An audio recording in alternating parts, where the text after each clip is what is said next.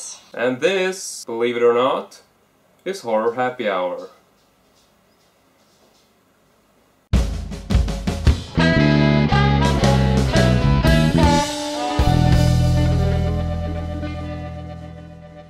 Now, before anything else, I feel that I need to properly introduce myself and explain what's going on.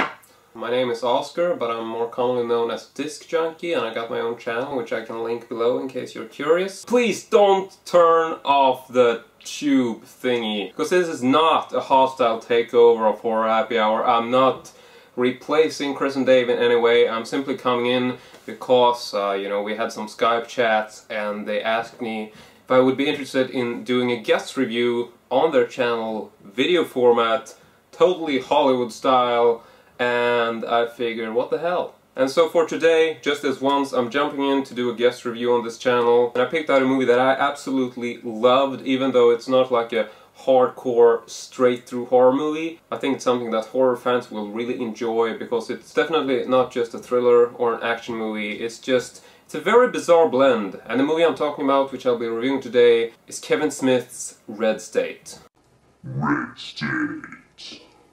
And if anybody doesn't actually know who Kevin Smith is, then, you know, if you're a big horror fan, then maybe that's not a big surprise, because he's generally directed these cult classic comedy movies, Clerks, Mallrats, Dogma. I mean, the list goes on, and he's sort of kept this particular style of movies that he's done. I mean, they're not all the same, they're very different, but either way, you know, this film just goes in a totally different direction. And I mean, I couldn't actually believe that this was a Kevin Smith movie. It's like, I don't know, to me it sort of feels like the Coen brothers versus Tarantino, and I know that's a very odd thing to say, but that's sort of like the sort of influential vibe I got going for this movie. But now let's move on to the plotline. So we got these three high school kids played by Michael Angarano, Nicholas Braun, and Kyle Gallner. And these three kids are basically just your typical high school kids. I mean, there's not really anything specific about them. They're not superheroes or have magic powers or whatever. But like all high schoolers, they are incredibly horny, and so they decide to check out this online sex kind of dating service and find this woman who sort of lives pretty close by. And so they decide, you know, let's have an adventure,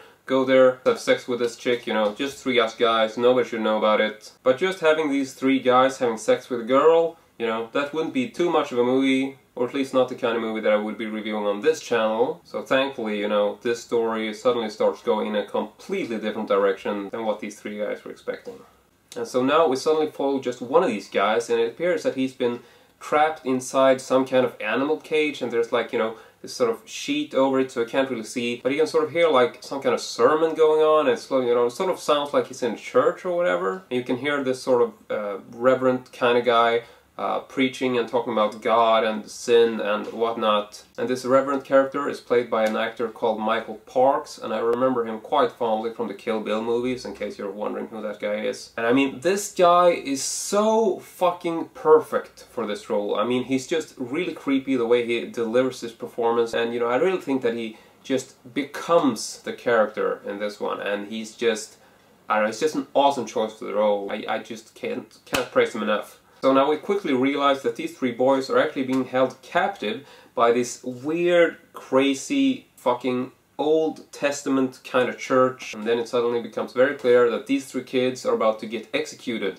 just for being sexual beings, hooking up with a strange woman just to have sex with her. So yeah, it's a pretty fucking good horror build-up until this point. And this is basically sort of like half of the movie, but the thing which is really different here is like, you know, the first half of the movie really feels like a horror movie. And even though this is not like a total gore fest or whatever, I mean, it does have really good special effects. But the power of the film is really just the tension building. And for one thing, you know, something that I really, really liked about this is that, to me, this was totally unpredictable. I mean, whatever character you think is like, you know, okay, that guy is gonna die then, this guy is gonna die then, and I mean, it's like, you know, there are some scenes here which I did not see them coming, even though you're not really sure if, you know, is this gonna be like a redeeming movie, or is it gonna be like a movie where everything just goes to shit and the bad guys actually win. It's like, it could go either way. I mean, you're watching it, you're thinking like, okay, this is, whoa, what the fuck just happened here?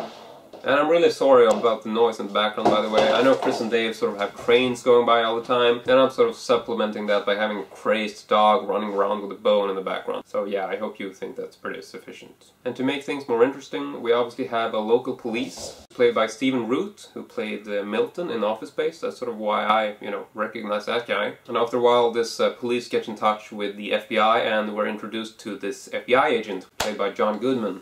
And so from there on out, it sort of progresses towards this really big action-filled climax towards the end of the movie. And I mean, I really like this movie, and I'm guessing I would rate it like an 8 out of 10 actually, because it was just perfect for me. It's got the darkness, it's got the violence, it's got the tension build up, but it's not extremely gory. It just has a really effective mode of storytelling, and all the actors are just phenomenal. They do a great job and they feel very believable, especially the church people. I mean, that's the thing that sort of sells the whole thing. But that's it for this special guest review. And so, neuter and spade your crazy church fanatic kind of neighbors, because you better believe that something sure ain't right over there.